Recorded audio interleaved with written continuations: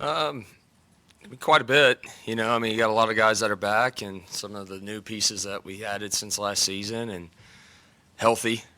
Um, and so you just kind of got the arsenal of guys out there, and really trying to build chemistry. So that's the biggest thing that we've been able to see and kind of feel as an offense and offensive staff is I feel at this point in the year, starting a season, compared to where we were a year ago. Obviously, I feel like we got a little bit more of a pulse of our identity, and kind of who we are and who our playmakers are and what's going to be our best personnel, going up against Georgia, whoever. So I just feel like we got a little bit better feel altogether that way. That would be the biggest thing I would say. It's going to be a reunion of Coach Luke with Coach Smart. First game coaching together. How good is your comfort level right now with Coach Luke? Yeah, a lot. I mean, he's a great guy. He's a very adaptive person. I mean, he's been in this thing a long time, so he's just from a staff dynamic and all those things. I mean, he's a great teammate that way. So he's been awesome. Love everything he brings to the table for us, and looking forward to going to battle together. Yeah, the bowl game was kind of a little different deal for both of us. As he was out there on the field with us in that game, but now as he's settled in, we're settled in together. Can't wait. I know that Ryan Lincoln came out of the spring ahead. Is he still ahead going into game week? And what have you seen from him at the center situation? Yeah, Ryan's done a really good job. I think he's just gotten better and better.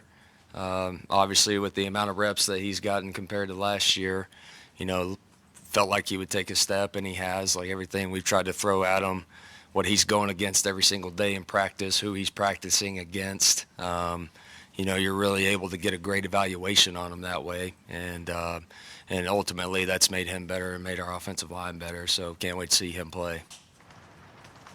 Garrett, we've heard a lot this offseason about Cade Klubnik, his confidence, his command. What do you see from him going to year two of your offense, and what's your relationship like with your quarterback now? Yeah, I can't wait to see him play. I think just as I've said a bunch, I mean, playing that position and some of the things he had to go through personally last year, having to go through it, having to be in the fire, having to overcome and adapt. And, we had to start to play the game a little differently ending last year, and we put ourselves in a position to win some games there down the stretch. And so you got a kid now that's confident because of that, because of the way it ended, the momentum that he carried into summer. And then now just the game experience and being in a lot of close and tight games last year. I mean, that experience alone just goes a long ways. And so I feel like we're seeing a player now that's just more settled in, that's more comfortable. From a game management, that's going to be the thing that I can't wait to see him do. Compared to just what we're seeing in practice where things are a little bit more controlled. So I think he's going to take a huge step forward, but obviously he's got to go do it on game day. Have the helmet communications improved things in that regard? And, is it one of those things where you can say, hey, typically here, if they're doing this, look for the safety, he may come off the edge. Can you say stuff like that? Oh yeah, yeah. I mean, it's definitely an added element to the communication, and a tip here or there. Obviously, just play calls and stuff like that is a whole different mechanism for us now, as everybody's infatuated with this deal. But yeah, to me, it's just kind of an added element. You still want a quarterback to go out there and play quarterback too. Okay, if you got a coach talking to him every second that you're allowed to on the headset, at the end of the day, does that make him more cloudy than not from a decision-making standpoint? So there's going to be a fine line with that, I think, but certainly something that I think if you use it the right way, it can be a big bonus. Are you still getting signal? There'll be a mixture. Yeah, I mean, now we've got kind of a whole gamut of operation stuff on how we can get a play call and all those sort of things. But, yeah, we're certainly using it. You have some really good young talent at running back, but the backfield's going to be a little bit different this year in that you're not splitting carries as evenly as you were last season. How different is that dynamic for you? Do you have a preference between having a featured back with like Moffitt this season or having two guys that are kind of sharing, splitting the ball? In my experience, it's just kind of been different everywhere. I mean, I think at the end of the day, you're going to need a deep running back room if you really want to make a push and kind of have the run that you hope to have at the end of the season. So to me, it's going to definitely be by a collection of guys. Obviously, we got Moff, who's kind of the bell cow, and obviously one of our best players. And so, he'll certainly get featured a ton, but I do think that you got to do it by committee still. And it's a long season. And the way we want this thing to go, that room's going to have to be deep and play well and be productive as a unit. So we talked last night about just the readiness of Brian Wesco and then also bring TJ Moore along. Just what are you expecting from the two freshmen early on this year? Yeah, I mean, I think they're both going to help us. Obviously Brian's got a little bit of a leg up just from a mental standpoint of being here longer and going through spring ball and all those sort of things. And then TJ's coming on very, very quickly. And but from a talent standpoint, it's you just seen him in practice. You hadn't seen him in games yet, but what we're seeing on the field against our defense every day, those two guys they're not shy to go make a play. I'll put it that way. And so that's always a great sign to see from some young talent. Again, kind of with what they're facing every single day in fall camp and the defense they're going against. I mean, they're getting challenged. So I've been very, very proud of them, up to this point. So we'll see how they do in the game. TJ Parker said, Coach Riley has finally opened up his bag on us. Dabo says, no, we're finally just executing the plays the right way. Is that kind of what you've seen, in camp, that the execution has taken that next step? Yeah, for sure. For sure. I think just the ability to make routine plays at a higher rate, just being targeted, decision-making, just all the things. I mean, not just at quarterback, just everywhere. I just feel like we're in a much better place and kind of, again, what our identity is, who we are, what we're about. I just think those things are up to this point have been sharper. With injuries in your offense, really a lot of times it's all about, can we just play pitch and catch? Snap, toss, play catch. Do you feel like you were limited that way last year, but now with the offensive line taking a step, the healthy wide receivers, adding the talent at wide receiver, that maybe you're better prepared to do that? I mean, we're healthier, and so just your arsenal of weapons is different than maybe at some points last year. And at the end of the day, you got to go play with what you have and try and put yourself in a position to win games and for guys to succeed. But, we feel like we've got a skill level altogether that can really be diverse. I think we can distribute the football to a lot of different people that we can truly count on and win one-on-one matchups. Win over the top. I mean, just whatever it is. I just feel like we got a unit that's primed to do that. And obviously, we got a huge challenge of who we're going up against this week to do that here in Game 1. But I feel very, very confident in that room to create plays and make plays. Coach, the last quarter you were out there in the Gator Bowl, 28 points in the fourth quarter, tying the school record. Was that somewhat of a breakthrough, do you think, heading into this next season? It was just a momentum builder is kind of how I viewed it. It was nothing earth-shattering we were doing. It wasn't all of a sudden we just started calling great plays. It wasn't magic started happening. It kind of clicked. And, even in a game that had a lot of ups and downs in that bowl game, I just thought that was a huge momentum builder to finish the way we did, doing things in a routine way and getting the result that we wanted. So, yeah, it was a big momentum boost for sure. And as far as you guys, you personally going up against Georgia again, I know there's been a big buzz, no opening up against the number one team, but for you personally, having a chance to get a get back from the national championship, how has that helped you get a little motivation? It's a great challenge. I mean, anytime you can go against a top-ranked team to start your season, I mean, what a blessing, what opportunity that is. And so we know we got our work cut out for us, but can't wait to play them. Any questions for Coach virtually? Anybody else in the room?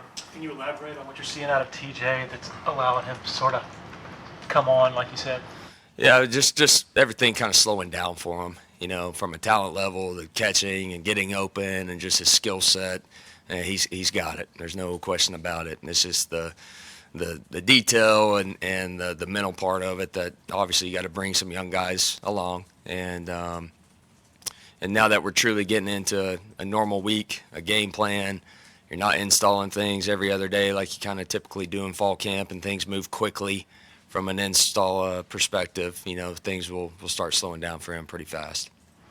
You think this offense can have a deep strike, quick strike mentality to it, like Clemson fans were used to seeing that a few years ago when they were winning championships, offenses that struck deep balls and quick strikes? I love to do that.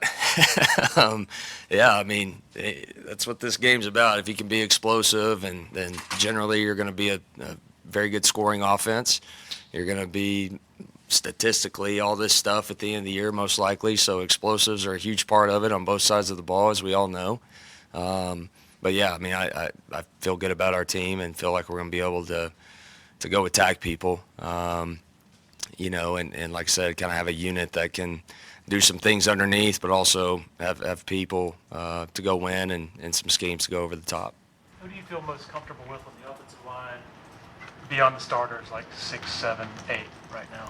Yeah, there's a collection of that 7, 8, 9 guys that you want to really feel good about.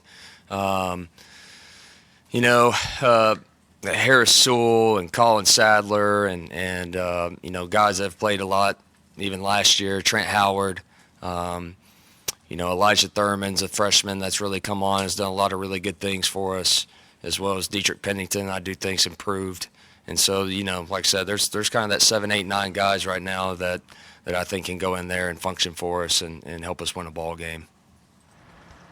Full healthy wide receiver room at this point, how much does that open up? And is there a number of guys that ideally, hey, I'd like to get this many people targets in any given game, or how does that rotation kind of work, the full repertoire? Yeah, you're always going to be trying mindful of getting your best playmakers the ball, and having a plan that way based on what defenses are doing to you.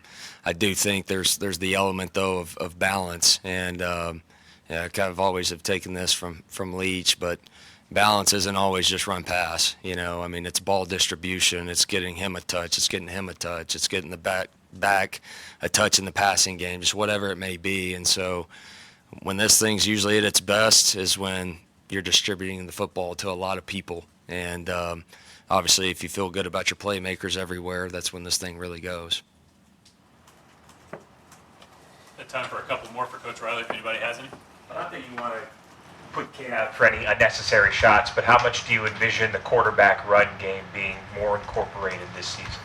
Well, his legs are always going to be an X factor, right? He just has to be at the quarterback position. And whether that's designed runs or him just managing the football game the way he needs to as a quarterback, where he needs to scramble or take off or whatever, he's athletic enough to create some plays that way. So he's certainly going to be an X factor that way, not just in this game, but all season he's going to need to be for us.